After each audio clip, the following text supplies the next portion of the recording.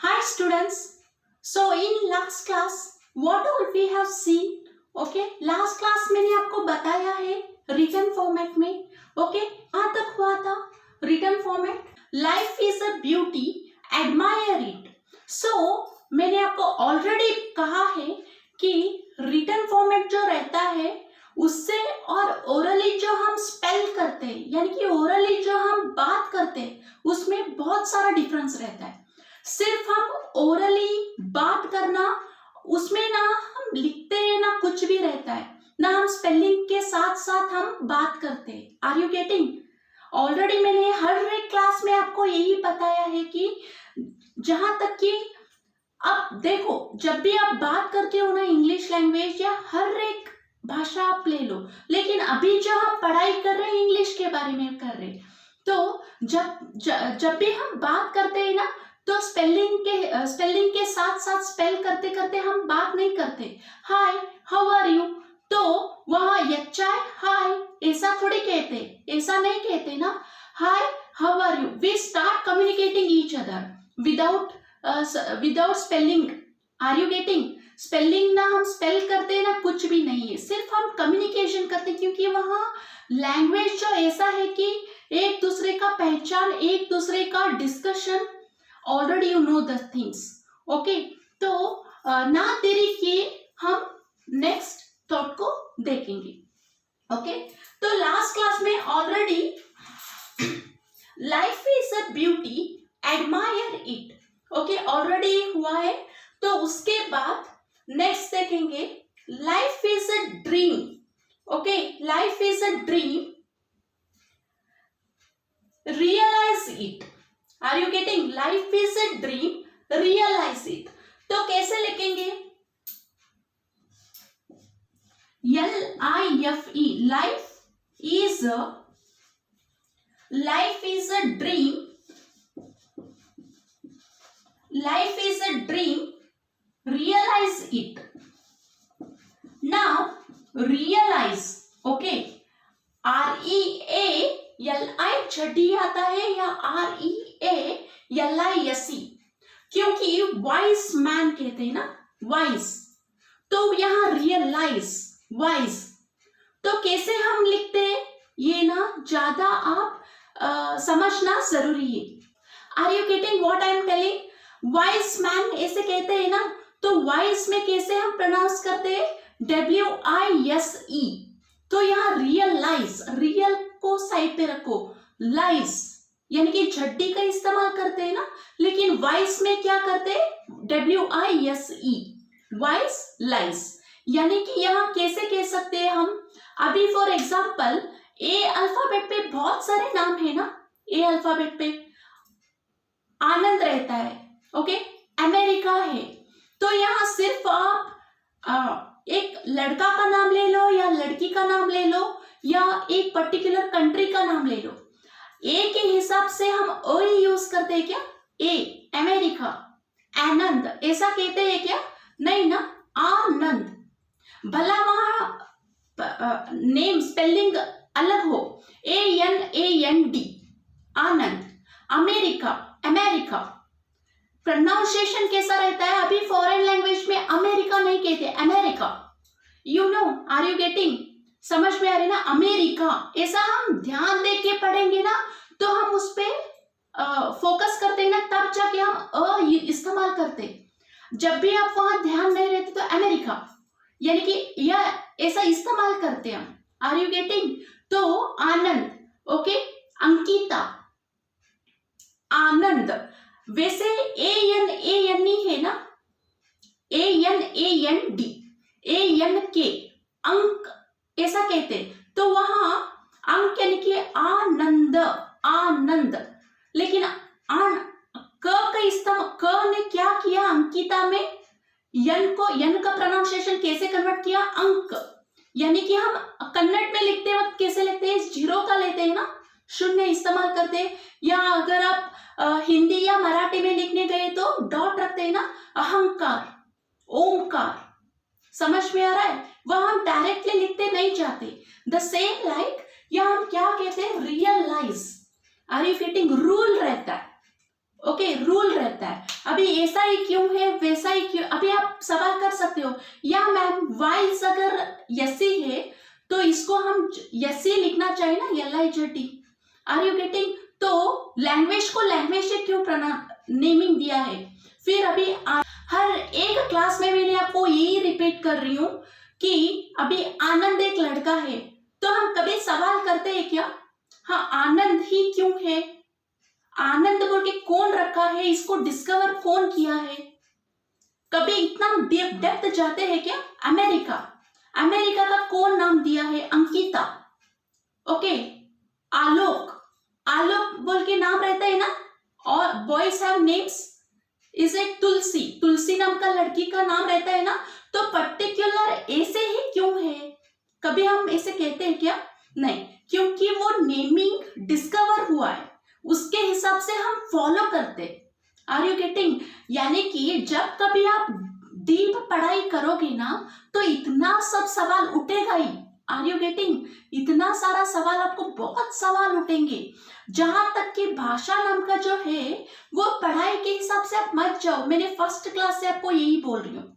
Okay, पढ़ाई के हिसाब से मत जाओ।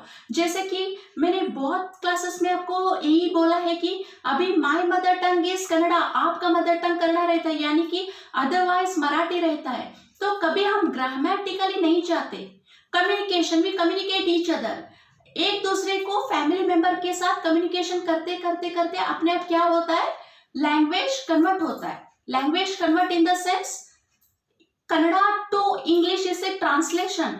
Are you getting? कन्वर्ट यानी कि ना मुझे भाषा ही नहीं आता, I don't know any language. When we are kids no, we never face any languages, but our parents, हमारे पेरेंट्स क्या करते?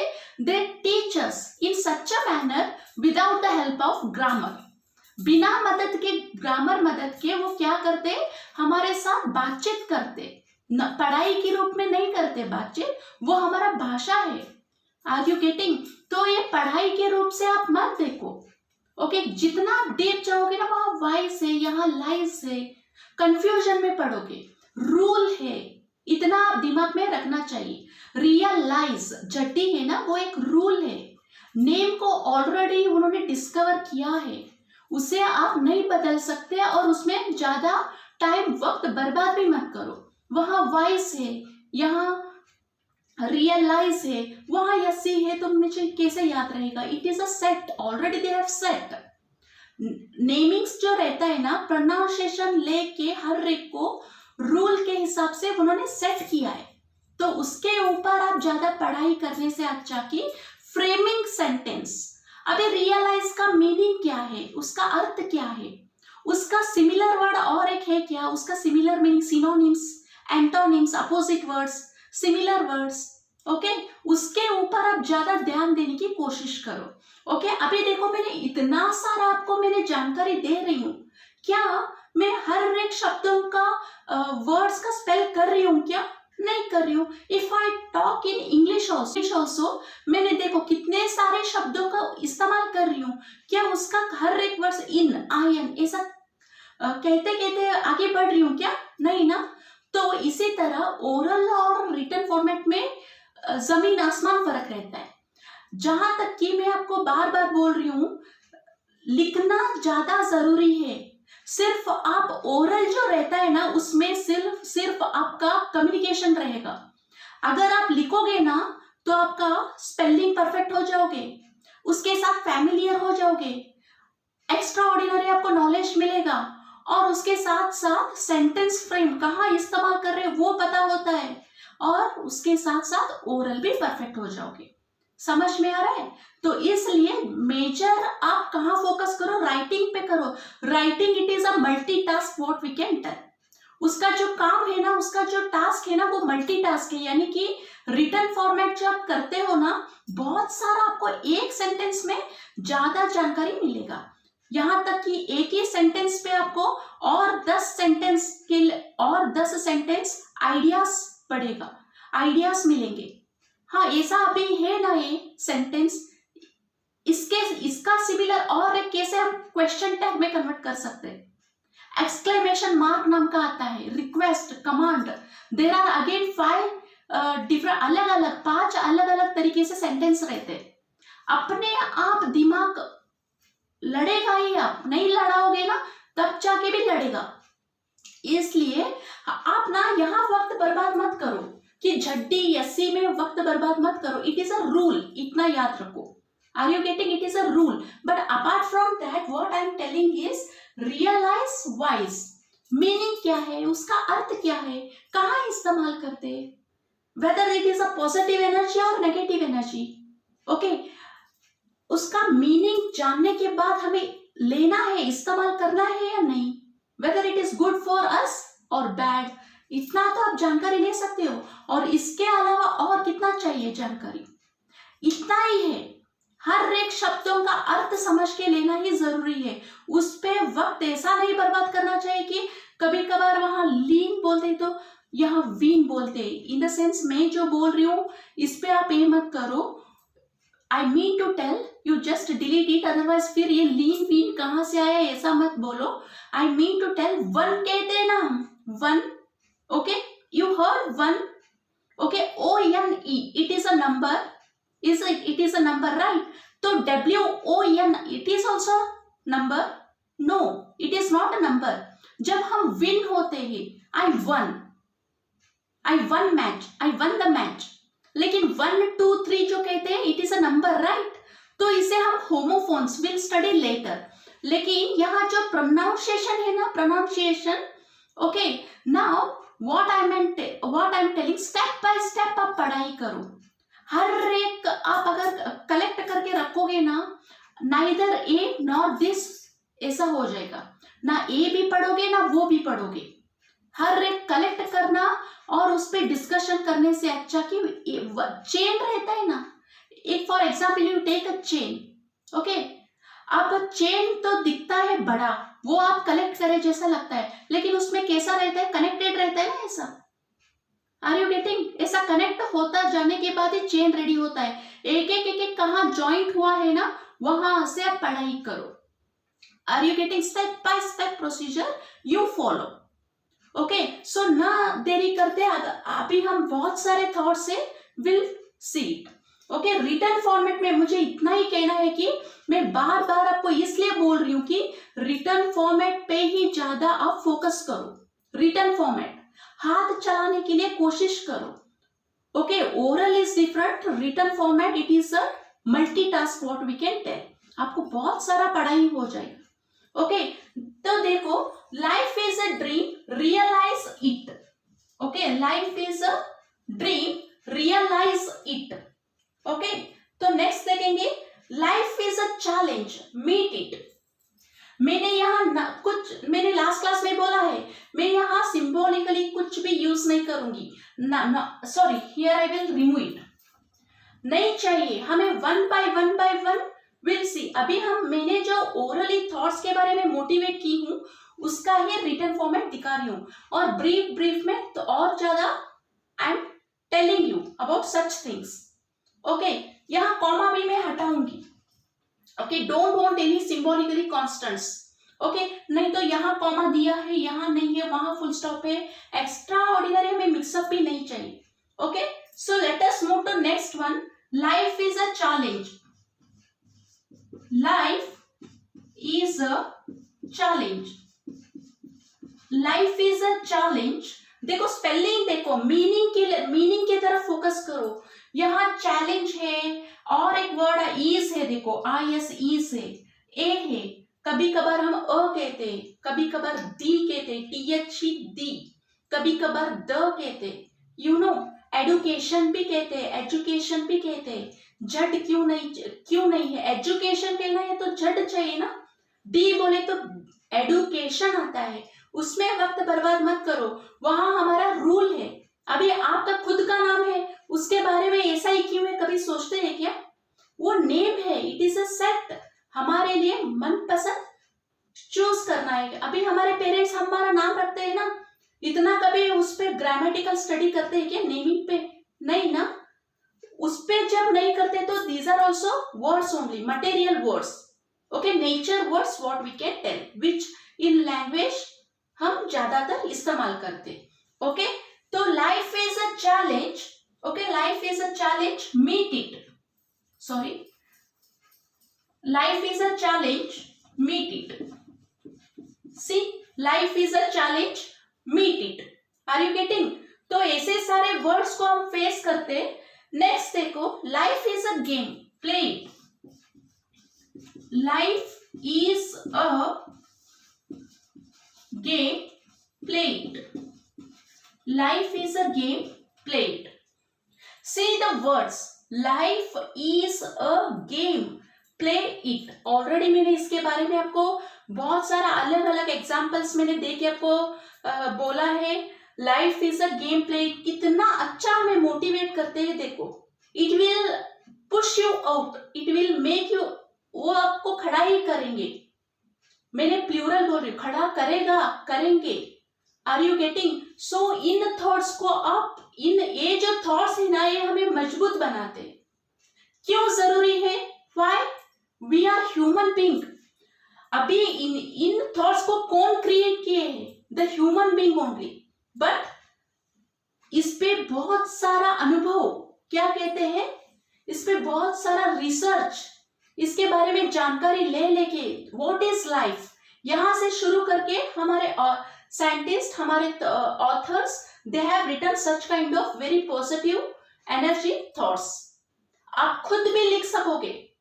ओके, इसके लिए first what is necessary, language is very important. Okay, so life is a game, play it. ये हर एक आप book पे नोट करके रखो, वन बाय थोड़े बहुत thoughts are more than enough. Okay, हर एक थॉट्स को आप बहुत भी ओवरलोड लोगे ना कि काम ही रहेगा बाजू में. हमको सिर्फ काम तक पहुंचने तक थॉट्स काफी है. इसे पेट भरने तक खाना खाते हैं ना. हाँ बाबा, अभी बहुत सारे चपाती, आपका मनपसंद खाना है बोल के कंटिन्यूसली आप खाते रहते हो. खत्म होने तक हम खाते हैं क्या?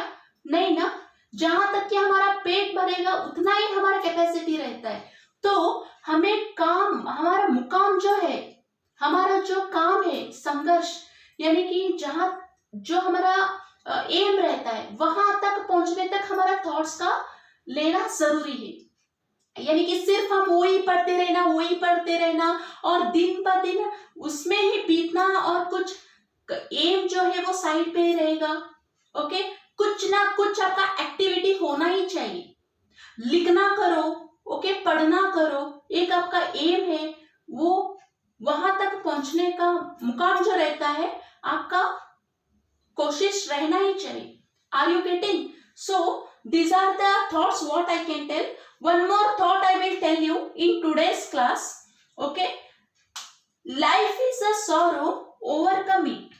Okay, life is a sorrow, life is a sorrow.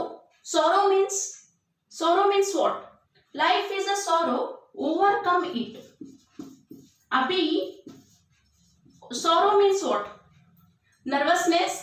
वो तो वैसे भी नेगेटिव भी नहीं बोल सकते, एक इमोशनली. ओके, सोरो मीन्स व्हाट? क्राइंग. क्राइंग कहते हैं ना, रोना. सोरो नर्वस का है ना, अपसेट. Is it? सोरो मीन्स व्हाट? Find it. हम क्राइंग कहते हैं, रोना, उसमें से ही आता है सोरो. सो लाइफ कैसा होता है? लाइफ इज अ सोरो, ओवरकम इट. क्योंकि अगर आपका पांव दर्द दे रहा है, कोई भी वजह नहीं ना, आपके पेरेंट्स ना आपके कलीग्स, कोई भी ओके रीजन नहीं है, फिर भी आपके लेग्स पेन होते, या because of some tiredness, stress, no one is responsible. That is nothing but life. But life में जो सॉरो है वो ना सिंपली आप pass the time, to pass the time यहाँ वहां घूमते हैं. Okay, to pass the time pass के लिए, फिर टायर्ड हो गए, उसे लाइफ इज अ सॉरो नहीं कहते. वेल आप एक अच्छा काम के लिए मेहनत करते हो और उस काम के हिसाब से आपको थकाव होता है, that kind of tiredness, it is called as life is a sorrow. और उस मेहनत से ओवरकम कैसे आना चाहिए? Now what I mean to tell, whatever the criticise, okay, criticise you keep aside. उसके बारे में फिर मैंने ऑलरेडी लास्ट क्लास में मैंने बताया है. Okay, that is enough. But अगर लाइफ के बारे में पर्सनली, इंडिविजुअलिटी, पर्सनालिटी के बारे में अगर हम देखेंगे ना, life is a sorrow, overcome it. No one is responsible but we ourselves. हम खुद ही जिम्मेदार. तो क्या है, because to pass the time मैं यहाँ वहां घूमी या वहां घूमे, ओके, फिर थका हो गया कल एग्जाम से, बिकॉज ऑफ नेगेटिव और to pass the time. Okay, अगर हम करेंगे ना तो उसे हम लाइफ नहीं कहते. It is not called as a sorrow. Are you getting? तो एक मेहनत, एक संघर्ष, उसके लिए जो आपका थका हो, ओके, उसका जो कहते हैं overcome. Life is a sorrow, overcome it. Okay, मेहनती का फल है वो. आपका जो थकाव है मेहनती का है, तो ओवरकम कैसे करना है? डेफिनेटली इज इट, आप एक टाइम मैनेजमेंट करके ही लोगे ना. That is nothing but life is a sorrow, overcome it. देखो, आज के क्लास में आपको जो कुछ भी 4 जीवन के बारे में मैंने थॉट्स रिटन फॉर्मेट में बोला है, आप सिर्फ ओरली बातें करो, इतने ही वर्ड्स. पहले देखो मत, स्टार्ट कम्युनिकेटिंग, इसके बारे में कम्युनिकेट करो. स्पेलिंग थोड़ा बहुत स्लो ही हो जाएगा. चैलेंज, स्पीड आना चाहिए. CHA. देखो, हमारे बहुत सारे 10,000 20,000 बहुत सारे शब्द रहते हैं. खुद को बंधन में मत डालो, प्रेशराइज मत करो. नहीं आ रहा, बायहार्टिंग स्टार्ट हो जाएगा फिर. Are you getting? उसको इजी वे ले लो और सीरियस ले लो. मजाक में भी नहीं डालना है और प्रेशर में भी नहीं डालना है. फिर प्रेशर यानी कि एक तरफ का सीरियस प्रेशर में डिफरेंट है. Serious it is a maturity word. Matured. Serious जो वर्ड है ना वो मैच्योर्ड है, ना किसी को हार्मफुल होता है ना खुद को भी हार्मफुल है. इसे उससे जख्म नहीं होता सीरियसनेस से, और इजीली तो प्रेशर नहीं रहता. लेकिन अब प्रेशर लोगे ना, सीरियस से भी डेंजर रहता है. प्रेशर लोगे तो हर एक आपका activity apart from this study हर एक डिस्टर्ब हो जाएगा प्रेशर से. Are you getting? सो आज के क्लास में मैंने जो कुछ भी कहा है, ओके, इतने सारे आप पढ़ लो. ओके, अगर इसके साथ साथ और 2-4 आपका स्कूल डेज से लेके यहाँ तक, ओके, जो कुछ भी आपने सुना है थॉट्स के बारे में, अपना करीब ले लो, एक बुक बनाओ. ओके, 1-2 वर्ड्स भी आप पढ़ेंगे ना वीकली, हफ्ते में 2 बार पढ़े तो भी, रोज पढ़े तो क्या प्रॉब्लम है, ये 2 ही ले लो ना. 2 थॉट्स आपको इतना मजबूत करेंगे ना कि आपको हर एक stress, strain, okay, negative energy, upset, it will go, it will make you stand. वो आपको उठा के खड़ा ही करेगा. समझ में आ रहा है? थॉट्स में उतना ताकत ही है क्योंकि वो इतना motivate without the help of anyone. समझ में आ रहा है? तो इसका ये जो थॉट्स है आज के क्लास में इतना काफी है. तो in next class we will see rest of thoughts. Okay.